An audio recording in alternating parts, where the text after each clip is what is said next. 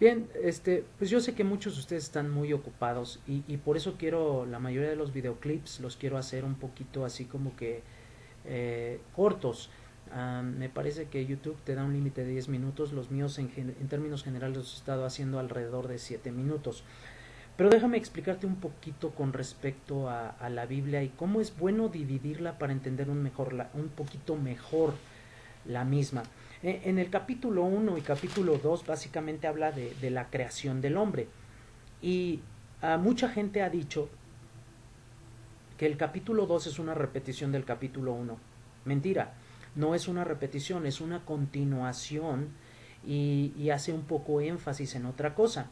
Si te das cuenta, básicamente cuando estamos en el versículo 4 dice, estos son los orígenes de los cielos y de la tierra cuando fueron creados, el día que Yahvé Dios hizo la tierra y los cielos.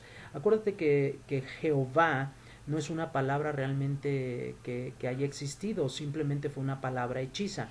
Está hecha y conformada de las 4 letras conocidas como el tetragramatón, que es YHVH, y estas letras les agregaron las vocales de la palabra o del nombre o el otro nombre de Dios de Adonai. Y al revolver ambas, tanto YHVH con las vocales de Adonai, resultó el nombre de Jehová. Y la razón por la que resultó así es porque el nombre de Yahvé es demasiado sagrado para pronunciar para los hebreos, los israelitas, y por lo tanto decidieron no pronunciarlo y entonces tomaron otras alternativas. Muchas veces esas alternativas fueron las equivocadas. De modo que incluso algunas veces históricamente los israelitas se refirieron a Dios como Baal, que era el nombre de un dios, un ídolo pagano. Bueno, sin embargo, si te das cuenta, versículo 5 dice, y toda planta del campo antes que fuese en la tierra, y toda hierba del campo antes que naciese, porque Yahvé Dios aún no había hecho llover sobre la tierra, ni había hombre para que labrase la tierra. Ahora, en un principio nos damos cuenta que Dios ordenó que salieran las plantas, pero de acuerdo al versículo 5 quiere decir que las plantas, aunque Dios les dio la orden, no salieron hacia el subsuelo, hacia nuestra tierra, al exterior. Por lo tanto, se quedaron como que abajito de la tierra y no salían. Interesante concepto, pero lo digo para que se den cuenta que esta no es una repetición de la historia de la creación, simplemente más bien se está continuando y ya después Dios en el sexto día crea al hombre, lo hace caer en un sueño profundo después de que se da cuenta que ninguno de los animales podía proveerle la compañía idónea que él necesitaba y requería. Entonces, cuando hizo al hombre, la mujer estaba, porque el hombre era completo, entonces la mujer estaba escondida dentro del hombre, y cuando Dios hace que Adán caiga en un sueño profundo, entonces lo separa Dios y saca a la mujer de un costado de Adán. Y entonces lo que Dios había hecho perfecto en unidad, obviamente aquí se separa. Y este es un principio para que veamos, y mujeres y hombres, para que se den cuenta que no es una cuestión de poder el que el hombre sea la cabeza, sino es una cuestión de orden. Y cuando nosotros vivimos de acuerdo al orden de Dios, hay bendición. Y cuando vivimos así, la verdad es que hay mucho más gozo, más alegría. Ok, pero todavía eso no es nuestro enfoque de lo que estamos hablando, sino de darnos cuenta de por qué es que estamos al final de los tiempos. Esto es simplemente el principio y la trascendencia de esto pues es simplemente ir paso a paso para que veamos cómo la secuencia que Dios ha creado tiene sentido y tiene una razón. Así que estamos en el año cero. Cuando Adán y Eva fueron creados, estamos en el año cero.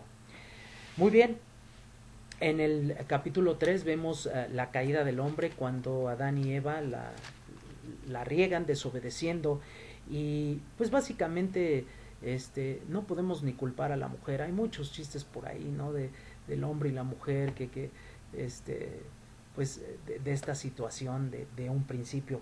Pero pues la verdad es que finalmente ambos pecaron y por la misma razón, porque el pecado entró a la tierra por ellos, también la salvación entró a la tierra por un hombre, por el segundo Adán, el hombre perfecto que fue Yahshua.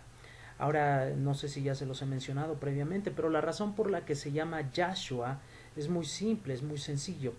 El nombre de Dios, el más sagrado, el nombre más sagrado es Yahvé, que está conformado de las consonantes YHVH. Las vocales en el hebreo son implícitas, en este caso se perdió la verdadera pronunciación, pero aquellos estudiosos que lo han estado investigando y viendo dicen que probablemente la pronunciación más acertada del nombre de Dios es Yahvé o Yahweh, ya sea una V o una W. Finalmente, independientemente, es algo muy parecido a Yahvé, pero la primera parte de Yah la podemos obtener gracias a otros escritos dentro de la misma escritura, como por ejemplo en el libro de los Salmos, donde David escribe, o algunos otros salmistas, y en lugar de escribir el nombre completo le dicen Yah, que es Y-A-H.